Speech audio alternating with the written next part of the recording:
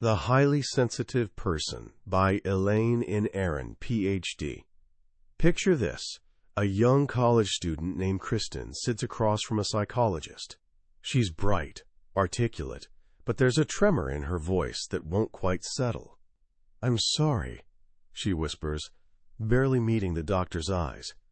"But I had to talk to someone who could tell me." Her voice cracks, and when she finally looks up, her eyes hold a question that echoes through so many silent moments of so many lives. Am I crazy? Kristen had always felt like she was standing slightly outside the human experience, watching through glass. As a little girl in nursery school, everything seemed too much, too loud, too bright. While other kids gleefully banged on pots and pans during music time, she'd clamp her hands over her ears, tears streaming down her face. Her teachers labeled her spacey, which kicked off a whole medical odyssey. They tested her for intellectual disabilities and discovered she belonged in the gifted program. They checked her hearing, perfectly normal. They even scanned her brain for seizures. Everything came back normal. The final verdict?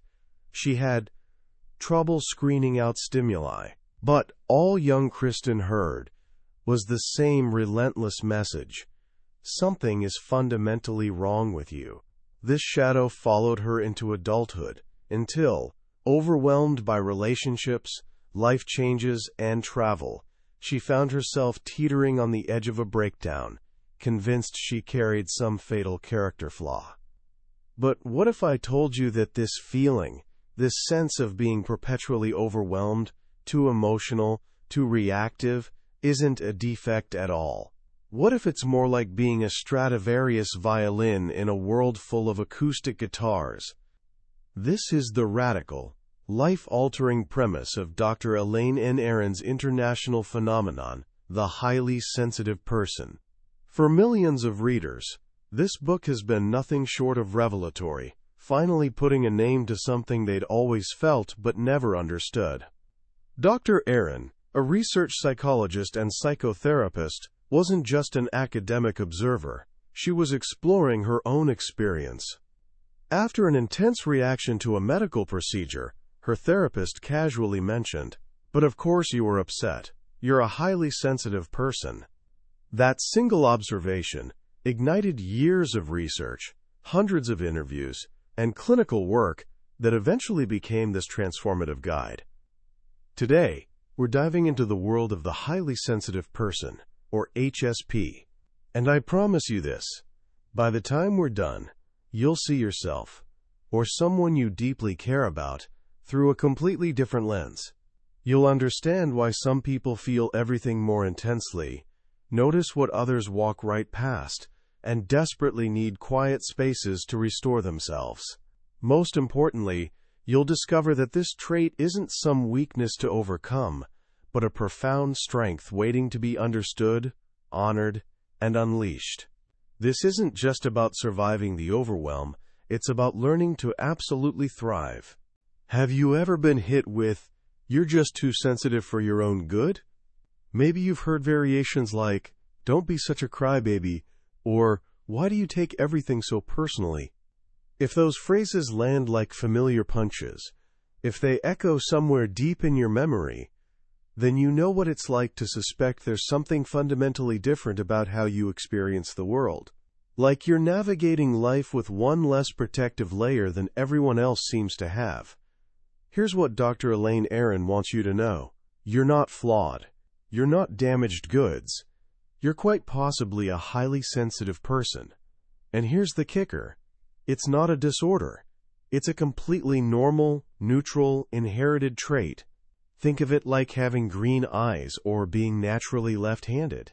It's simply your particular wiring. About 15 to 20% of the population arrives in this world with this trait. That's 1 in every 5 people. And it's not even just a human thing.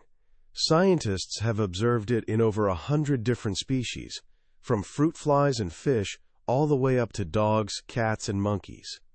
In every species, there's always this minority of individuals who are more watchful, more cautious, who process their environment more deeply before taking action.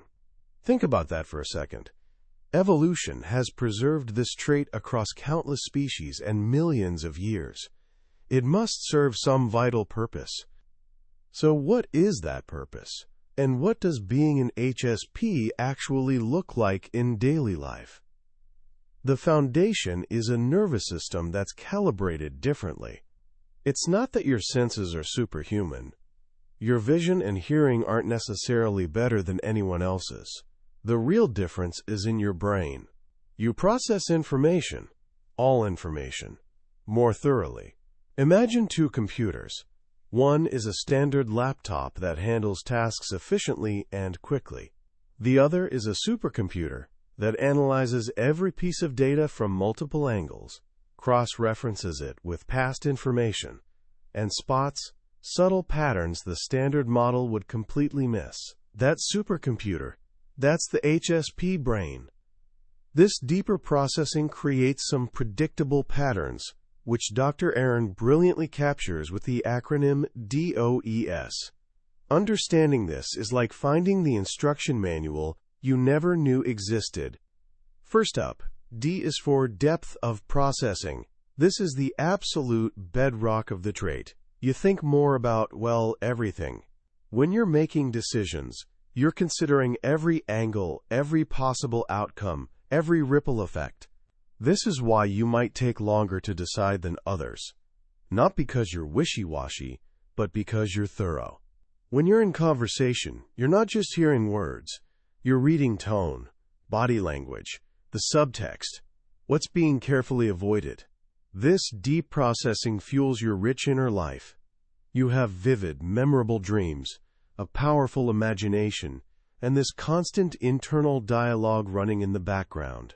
Because you're always connecting dots and comparing information, you often have strong intuition.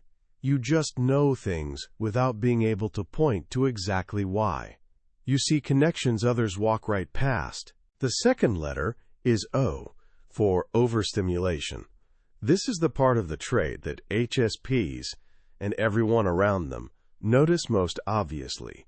If your brain is this supercomputer processing every tiny detail in your environment, it's going to burn through energy faster. It's simple math. Picture yourself in a crowded shopping mall. A non-HSP might register the stores and the crowd. You're registering the harsh fluorescent lighting, the competing conversations, the music bleeding from 3 different stores, the food court smells, the baby crying 2 stores down, and the subtle tension radiating from the couple arguing near the fountain.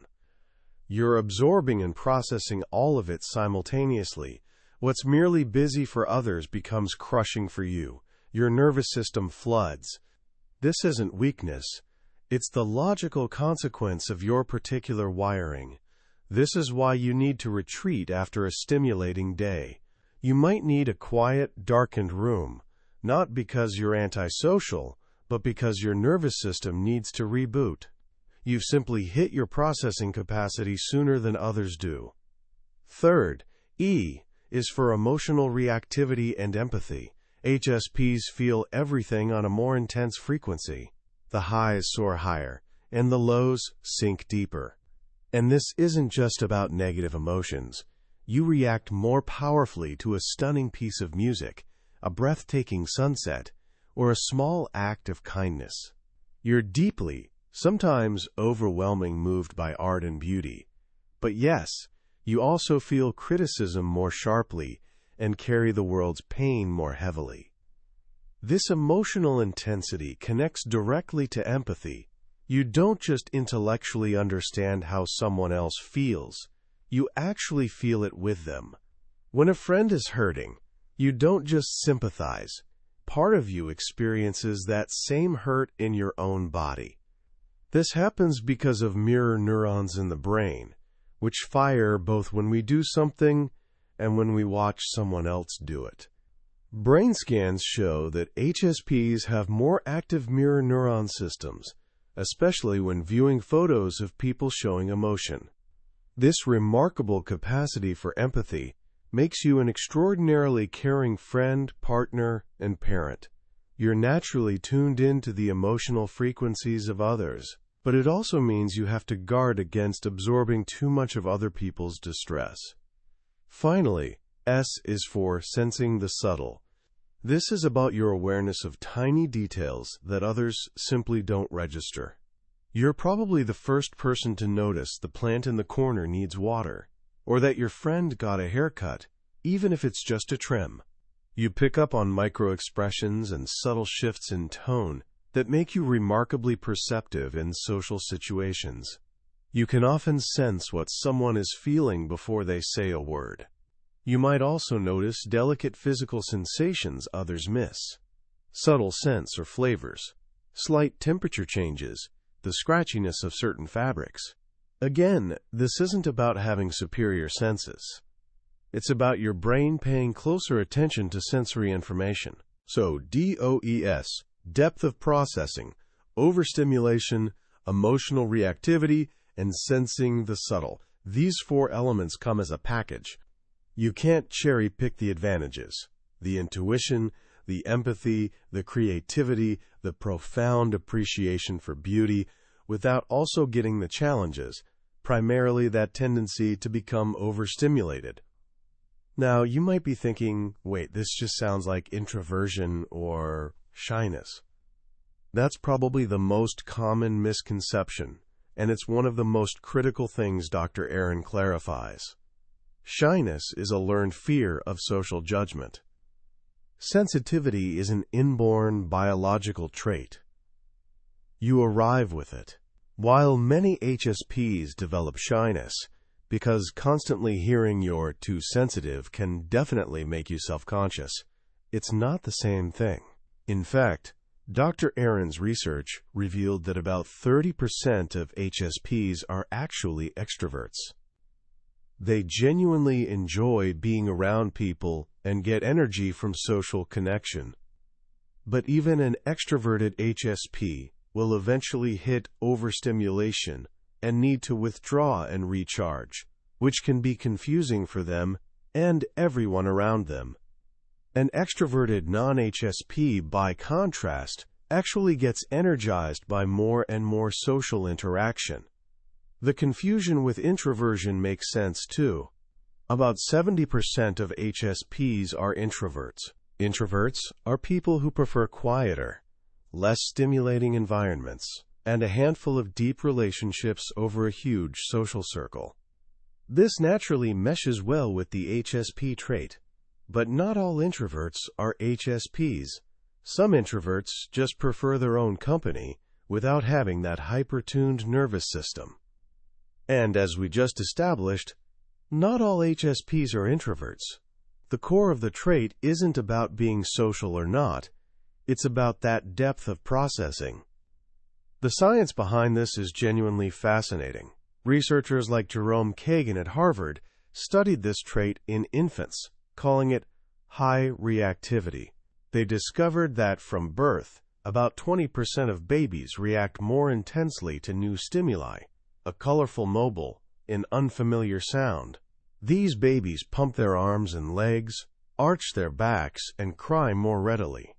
These same babies are significantly more likely to become cautious, sensitive children. They have higher, more stable heart rates, elevated levels of the stress hormone cortisol, and even greater activity in the right hemisphere of their brain, which governs emotions and holistic thinking. This isn't some psychological quirk. It's baked into your biology. More recent research has even connected the HSP trait to specific genetic variations related to serotonin and dopamine, brain chemicals involved in mood, motivation, and information processing. What's truly remarkable is that these genetic variations aren't linked only to negative outcomes. The same genetic makeup that makes an HSP more vulnerable to depression after a troubled childhood also makes them flourish more than others in a supportive, nurturing environment. They're more affected by their surroundings, for better or worse, like a delicate orchid that will wither in poor soil but produce the most extraordinary flowers in rich, well-tended earth. A dandelion will grow pretty much anywhere, but it will never become an orchid. This brings us to one of the most healing sections of the book, reframing your past. If you're an HSP, your childhood was fundamentally different from a non-HSP's, even if you grew up in the exact same house with non-sensitive siblings. You felt everything more intensely. A harsh word from a parent or teacher cut deeper and lasted longer. A scary movie haunted your dreams for weeks. The chaos of a big family gathering left you completely depleted. And because our culture doesn't always value sensitivity, you probably absorbed messages that something was wrong with you. In North America especially, the cultural ideal leans toward the tough, outgoing, unshakable warrior type. In a revealing study, researchers compared school children in Canada and Shanghai. In Canada, shy and sensitive children ranked among the least popular. In China, where words like shy or quiet can mean thoughtful or well-behaved, these same children were among the most chosen as friends. Your culture literally determines whether your trait is seen as a gift or a liability. Growing up as a sensitive boy is often particularly brutal. Boys face pressure to be tough, bold, emotionally stoic. A sensitive boy who cries easily or prefers reading to rough sports often faces relentless teasing. He learns to hide his true nature, to armor up, which can lead to a lifetime of feeling disconnected from his own emotional life. A sensitive girl might have her sensitivity more accepted, as it aligns with cultural stereotypes of femininity. But she might also be overprotected, taught that the world is too dangerous for her, that she can't handle it alone. This can seriously undermine her independence and confidence. Understanding this allows you to look back on your life with compassion instead of harsh judgment. Those overwhelming moments weren't failures. Those times you felt different weren't proof of defectiveness. It was your trait, misunderstood by you and everyone around you. This reframing isn't about blaming anyone. It's about liberating yourself from decades of unnecessary self-criticism. It's about finally finding your own instruction manual. So how do you actually use this manual to thrive in a world that often feels like it was designed for someone else? Dr. Aron offers wonderfully practical wisdom. It starts with honoring your body and its real needs. Think of your sensitive body as an infant. Infants have very basic, non-negotiable needs: food, rest, and protection from overwhelming stimulation. When those needs are met, the infant is content.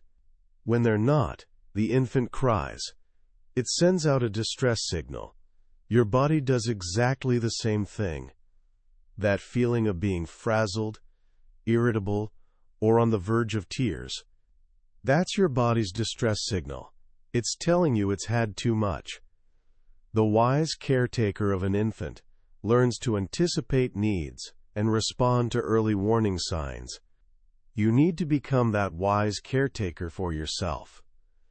This means, first and foremost, respecting your need for rest. You need more sleep than others. You need more downtime, genuine time alone, with zero demands, to simply process the day. This isn't a luxury or self-indulgence.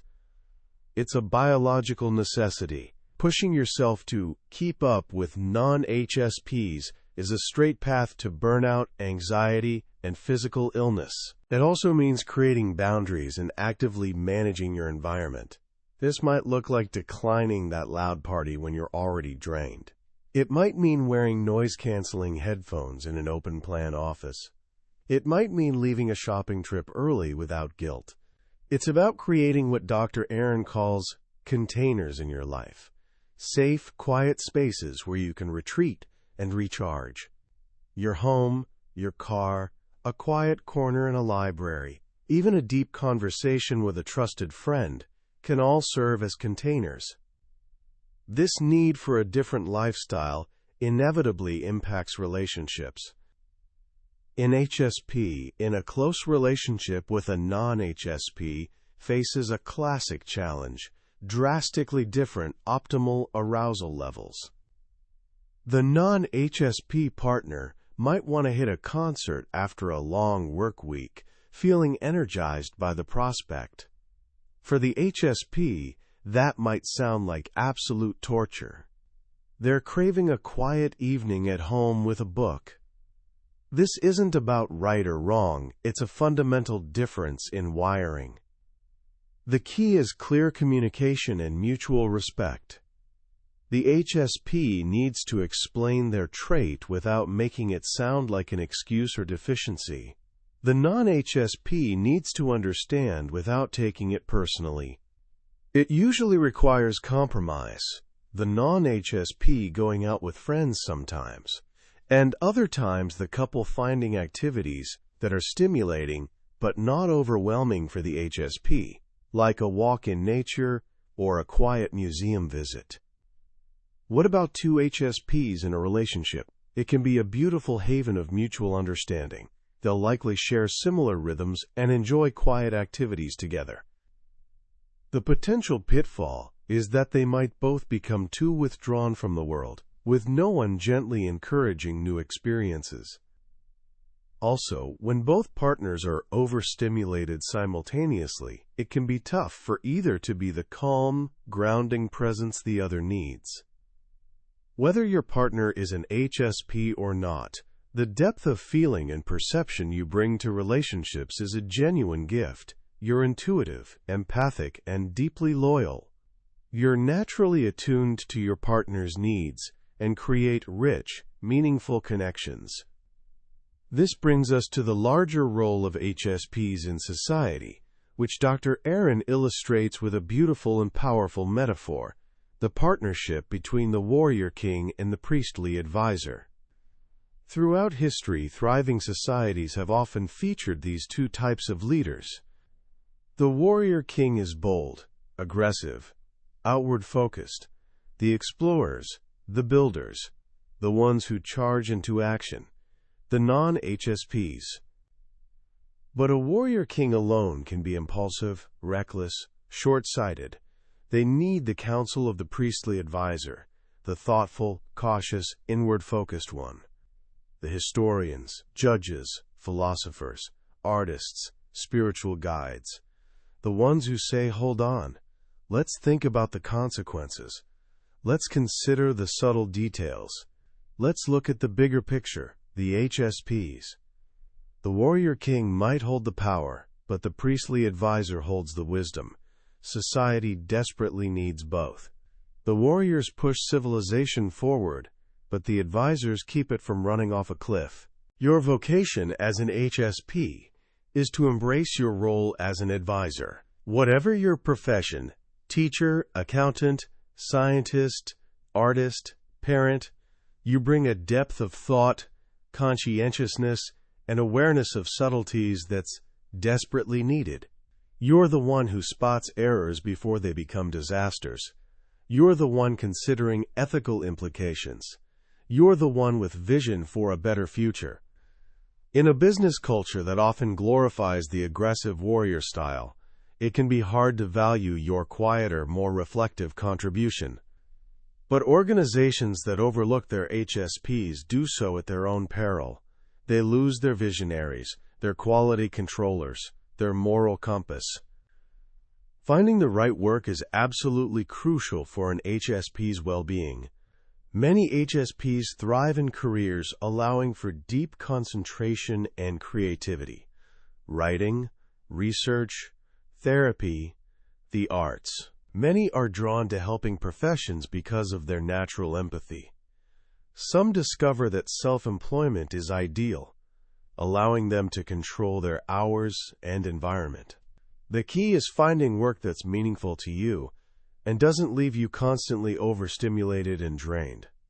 It's about following what mythologist Joseph Campbell called your bliss, not in the sense of easy, but work that feels deeply right, that calls to something essential in you.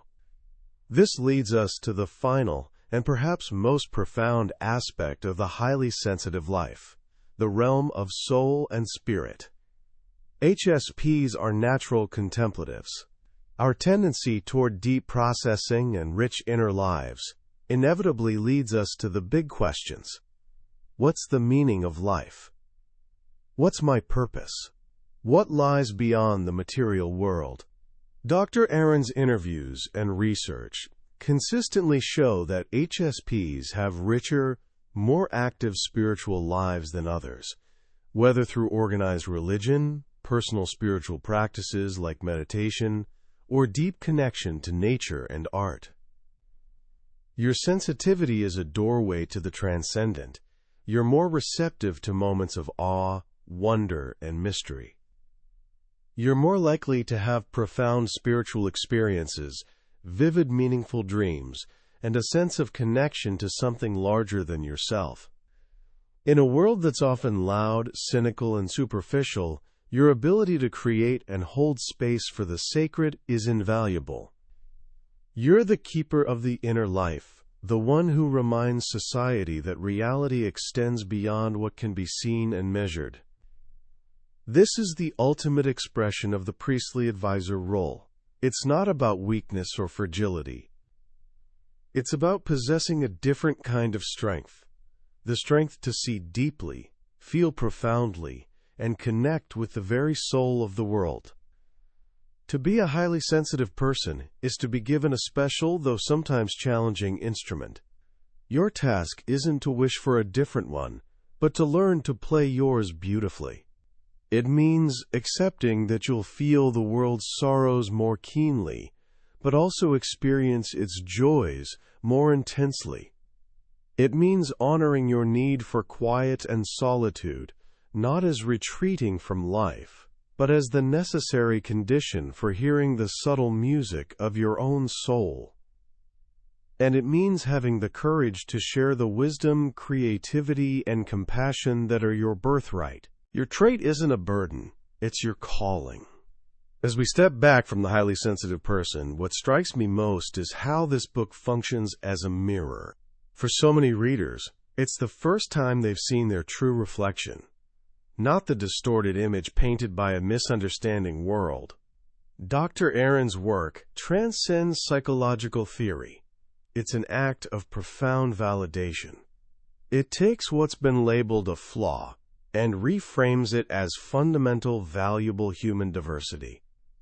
The most powerful shift for me is moving from seeing sensitivity as fragility to understanding it as acuity.